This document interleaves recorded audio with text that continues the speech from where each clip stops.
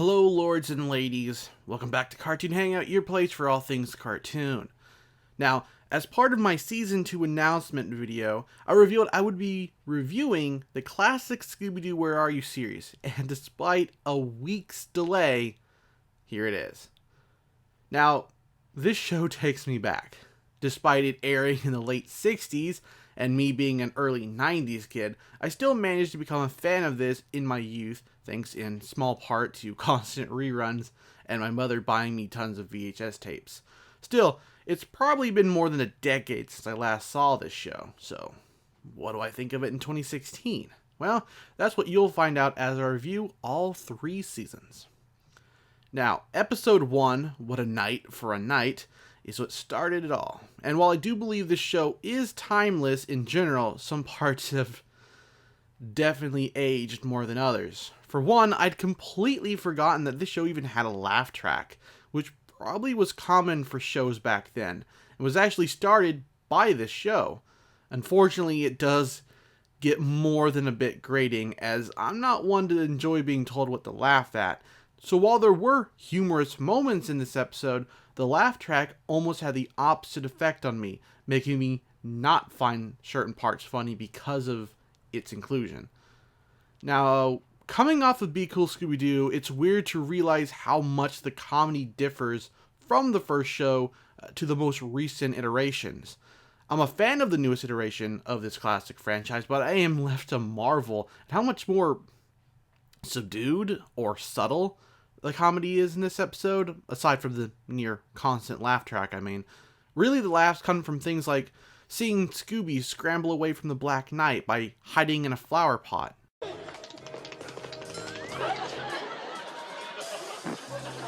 Or Shaggy and his faces when they laugh. Again, a bit more subtle than the humor we've seen in more recent takes. And that's not even me saying one is better than the other. It's just fun to note how much this series has evolved over the years. But maybe I should try to focus more on this episode and not the series in general. So moving on, we all know the general plot of these early episodes, so there's not really much to say about it. The gang happen upon an empty truck aside from a suit of armor and decide to investigate what happened to its driver.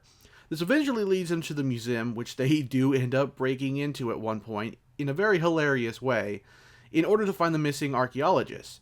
There were some scenes throughout the episode that didn't really make sense to me, such as Shaggy walking past Velma, clear as day, and then her immediately exclaiming that they'd lost him.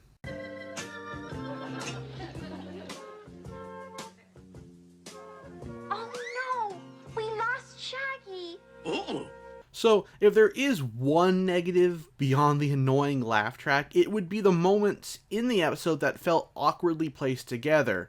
It's hard to really fault the show for this, as this was a much different time for children's cartoons, but I still think some internal logic need apply to scenes flowing one to the other. There's another scene like this where Scooby runs into Shaggy and the gang, but then immediately afterwards, Shaggy and Scooby have to go looking for them? I mean, I suppose Fred, Velma, and Daphne walked away, but it didn't really seem like much time had passed to allow them to do so. In fact, they came from a completely different direction when they went to look for them. The music for this episode, though, was great, and that could just be from a nostalgic point of view, but I personally believe the soundtrack in the original series really helps to set the mood for many of the scenes in the series, let alone this episode. Sure, eventually you'll notice it gets reused a lot in subsequent episodes, although that's kind of common for cartoons back then. But when the show wants you to know something spooky or funny or weird is going on, the music will change, and it all feels very, organic. It feels good. And this isn't something I can really say about newer versions, sadly, because aside from the chase music, you don't really sit back and really notice the music in the background, do you? Which honestly is a disservice to the people working on the show who work on the music, but that's just my opinion. In conclusion, I wouldn't say this is a perfect episode, even though my childhood nostalgia is battling with me on that one. But it is a great episode, even if by today's standards it probably wouldn't be, due to the series' formulaic and incredibly simple plot, which probably is going to make it hard to review.